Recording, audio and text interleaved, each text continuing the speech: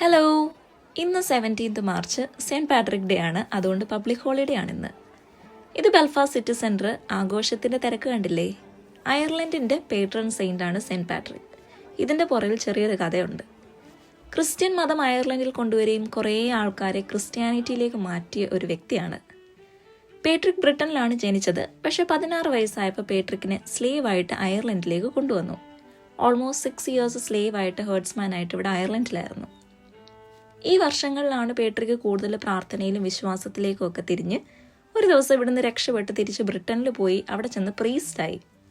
അങ്ങനെ തിരിച്ച് അയർലൻഡിൽ വന്ന് ഇവിടുത്തെ ഐറിഷ് ആൾക്കാരെ ക്രിസ്ത്യാനിറ്റിയിലേക്ക് കൺവേർട്ട് ചെയ്തു. അങ്ങനെയാണ് സെയിൻറ്റ് പാട്രിക് അയർലൻഡിൻ്റെ പേട്രൺ സെയിൻ്റ് ആയത്. അപ്പോൾ ഇപ്പം ഞാൻ ഈ കയറുന്നത് സെയിൻറ്റ് പാട്രിക് സ്ലേവായിട്ട് 6 വർഷം അയർലൻഡിലായിരുന്നു എന്ന് ഞാൻ പറഞ്ഞില്ലേ, അത് ഈ മലയിലായിരുന്നു. ഇത് നമ്മുടെ ബെല്ലിമെനയിലുള്ള സ്ലെമിഷ് മൗണ്ടൻ ആണ്. ഈ മൗണ്ടനിൽ വെച്ചാണ് സെയിൻറ്റ് പാട്രിക് പ്രാർത്ഥിച്ചും മെഡിറ്റേഷനും ഒക്കെ ചെയ്ത് കൂടുതൽ സ്പിരിച്വാലിറ്റിയിലേക്ക് തിരിഞ്ഞത്. ഇവിടെ ഒത്തിരി ആൾക്കാർ ഹൈക്കിങ്ങിന് വരാറുണ്ട്. പക്ഷെ സെയിൻറ്റ് പാട്രിക് ഡേ ആകുമ്പോൾ സെയിൻറ്റ് പാട്രിക്കിൻ്റെ ഫുഡ് സ്റ്റെപ്സ് ഒക്കെ ഫോളോ ചെയ്ത് ഒത്തിരി ആൾക്കാർ ഇതൊരു പിൽഗ്രിമേജ് ആയിട്ട് ഈ മല കയറും. മുകളിലൊരു കുരിശുണ്ട്. ആ കാണുന്നത് സ്കോട്ട്ലൻഡ് ആണ്. ഇവിടുന്ന് നല്ല ബ്യൂട്ടിഫുൾ വ്യൂ ആണ്.